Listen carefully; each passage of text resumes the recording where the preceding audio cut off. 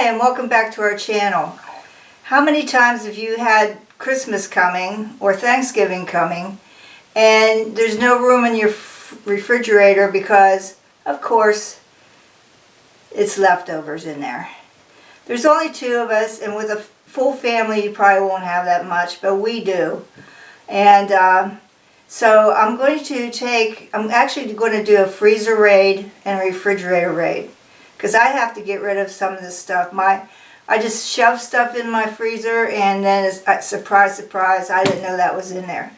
So what I did is I went through my freezer and I took out some chopped steaks that had been tenderized by a meat market and typically used for chicken fried steak or just fried and put on a sandwich. Also, I found a half of a chuck steak that I evidently used for chili at one time, and it was in there. So I'm clearing it out today, and I'm going to do a chili for you that's kind of a hodgepodge of different things I had in my refrigerator and freezer. First of all, I had 4 of the cube steaks that I put in the food processor. I put them in probably 1 or 2 inch slices, because you got to slice them up, you just don't put them in here. And then I took the chuck steak, which is like chuck roast. You can do the same thing with chuck roast. And I diced it up in 1 inch pieces. And now I'm going to show you how to chop that up. We're actually going to make a sort of a hamburger, or ground beef I should say. And so cover your ears.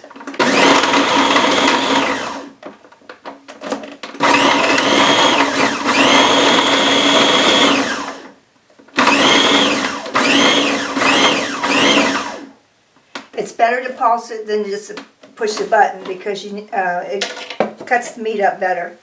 Now if you find some big pieces in there, that's just a bonus. We don't mind big pieces. So I'm going to take the same bowl that I have my not Salisbury steak, the cube steak, and put that in there.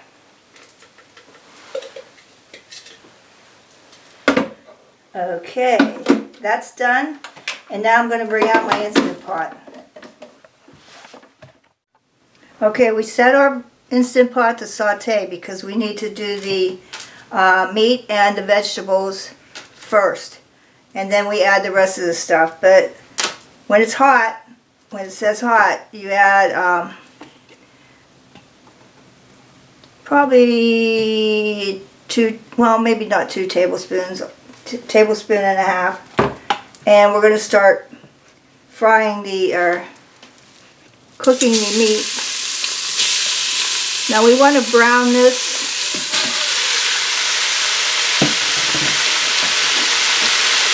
And what I like to do when I'm making anything like this is I like to add seasoning to the meat.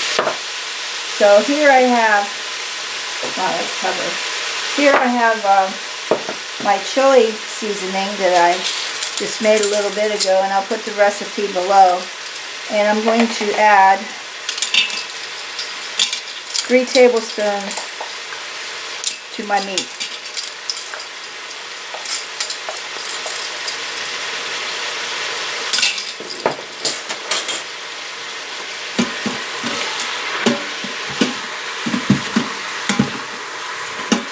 When I cook my meat, I usually use a wooden spoon like this, and I scrape the bottom as I go.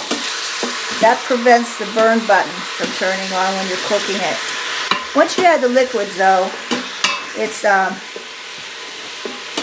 not going to be that bad, because the liquid will take the cooked on stuff on the bottom off the bottom, but I still like to scrape it. Now we're going to have to let this brown up a little bit, and then I'll come back. Okay, I've browned my meat, and it smells like taco meat, really. Now I'm going to leave the little bit of juice that was from the meat in the bottom, and I am going to add, so it won't burn, about a tablespoon more of olive oil. And I want to add my onions. Now I keep these in the refrigerator at all times in case somebody wants a hamburger or a hot dog and they need some diced onions, or even over soup. Raw onions everybody likes, or not everybody, but I do. And then out of the freezer, I took a Poblano pepper, because I buy them and I just throw them in there whole. And then when I'm ready to use them, I thaw them out. I don't roast them and take the skin off. And also I added a diced jalapeno, which I cheated and had that in the refrigerator. It wasn't frozen. And now I'm going to add, I had a can of tomato paste that I used about 2 tablespoons out of, and I put it in the plastic bag, I flattened it out, and I froze it. I'm going to put the rest of the can in that I used, because you can't stick the can in the refrigerator. Number one, the metal taste gets in the paste, and number two, it gets a black topping on it, like it gets dried out is what it is. I need a spoon. Give me a second.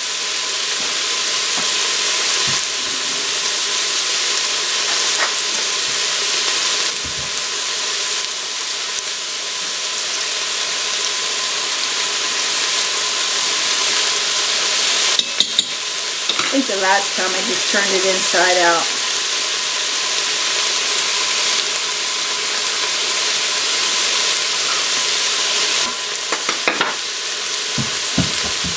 Okay, we're going to stir this up.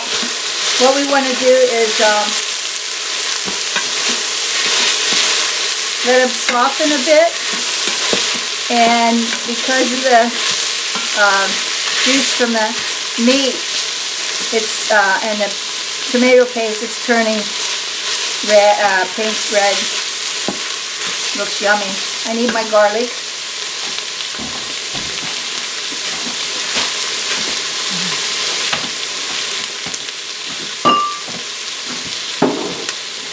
Now you want to let this cook for a while, maybe about 5 minutes.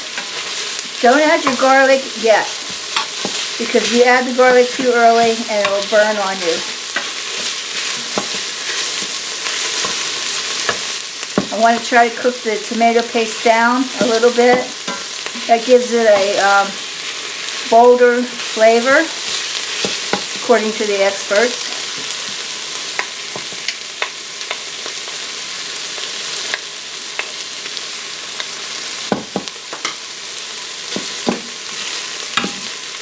Now, because this is going to cook in the Instant Pot anyway, I'm not going to go crazy breaking these vegetables down. So I'm going to go ahead and add, let's do a half a tablespoon of minced garlic. I use the jar. I do use the fresh. But by the time I'm done chopping, I don't feel like dealing with the peeling the cloves and everything. And it's just as good, in my opinion. Okay, we want to let this go for about 30 seconds to a minute. And we're going to start adding our liquid ingredients. So, just give me a second.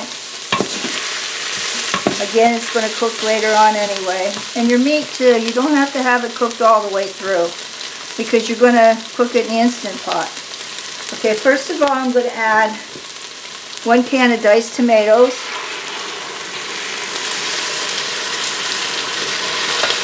I'm going to add a can of tomato sauce. Now this is selective. Whatever you have in your pantry. Doesn't have to be exactly like this. You can add, this is a Tex-Mex seasoned pinto bean, and usually I find them under chili beans with the seasoning, and they didn't have them at this time because the grocery stores aren't stocking things So you have to get what you have to get. Okay, now I'm going to add, I had turkey wing broth that I made at Thanksgiving. And we didn't have Thanksgiving because of the pandemic. So I had it in the refrigerator. I need to get rid of it. Christmas is coming. I need to clear my refrigerator out. So I've got 2 cups of turkey broth. You can use chicken broth. You can do beef broth. And we'll see how runny this is. And of course I need to add my always secret ingredient, which is Dijon mustard. You can add Worcestershire. The purpose of this Dijon is to brighten up the flavor with the vinegar and the mustard. And the Worcestershire sauce does the same thing. So I'm going to stir this up. You can add 2 cans of beans if you want. I've got another can of diced tomatoes over here, but I got a lot of meat to put in here. And if you're familiar with the Instant Pot, it has a line that you have to fill. You can't fill anything over that. So I'm going to see what happens after I put the meat in. I'm going to do a little bit of salt. So far I haven't added any salt, not even to the chili mixture, the chili spice. So I'm going to add a pinch of salt. I'm going to add a teaspoon of pepper. And just eyeball it because my measuring spoon, a little bit more pepper. And we like pepper anyway, so stir that up. Get that going. Next I'm going to add my meat in. See how easy this is? Yep. Oh my goodness. Klutz in the kitchen. I can't see the line. Where are you, Mr. Line? Right there. Oh, there it is. I have more space. So I'm going to add another can of diced tomatoes. And I had a little bit of the turkey stock left, so it's about half a cup. Yum yum. Now, once you get this cooked, you can taste it for salt. Because you don't want to add a lot of salt. If you can get reduced sodium tomatoes, beans, anything, use those. So that's looking like chili. Okay, I'm going to put the lid on. First of all, I want to wipe the lid off because of the seal has to seal. So I always like to wipe the top off. Dry paper towel.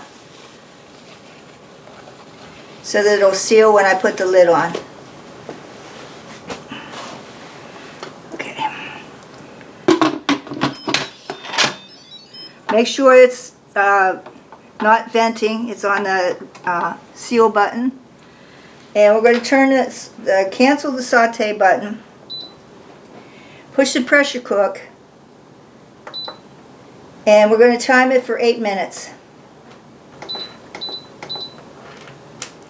I think I'll go 9. And wait till it beeps to tell me it's coming up to pressure. Or yeah, right there it says it's on. It says I'm on. And then the next beep will be when it comes to pressure. So I want to push down on this. I always do that. And they say even if you have a little bit of steam coming out, that's okay. So let's come back and I'll show you what it looks like. Hi, I'm back. I let this come off now, release for 10 minutes. And I tasted it. This is where you want to taste it because you can always cook it a little bit more. And what I did is it was a little bit bland. So I added another tablespoon of the chili mix that I made. Now, mind you, if you are using one from the store, that might not happen. But I used to buy these boxes of seasoning, and it had the chili seasoning, and it had the masa flour, and it had the cayenne, and it had a little packet of salt. I really liked them. But I says, I don't even use the cayenne, so I'm just going to make my own.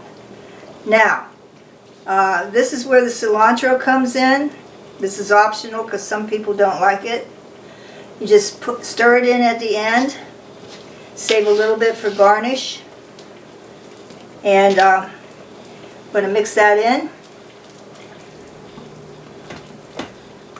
Reason I added at the end is because if I added it at the beginning, it would just melt away in the soup. There would be nothing left of it. So this gives it more of a fresh taste if it's fresh. Cilantro, there is dried cilantro too. Now when you get your cilantro at the store, I just cut the top off this to make this. You want to make sure that the leaves aren't black. And when you get it home, you need to not wash it, wrap it in a paper towel, put it in a plastic bag, and it will keep for much longer than if you didn't wrap it in the paper towel. Okay, now I'm going to serve this up so you can see what it looks like.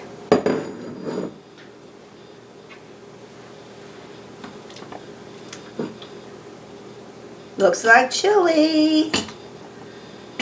And the meat just looks like ground beef, but I'm sure it's a lot better because it's chuck steak and sirloin. And then you want to add a little bit of avocado if you have it, or guacamole if you have it, and that'll calm down the heat a little bit. And then you want to add some strips to it. These are tortilla strips that I bought at the store. You can make your own. And just put some of that on there.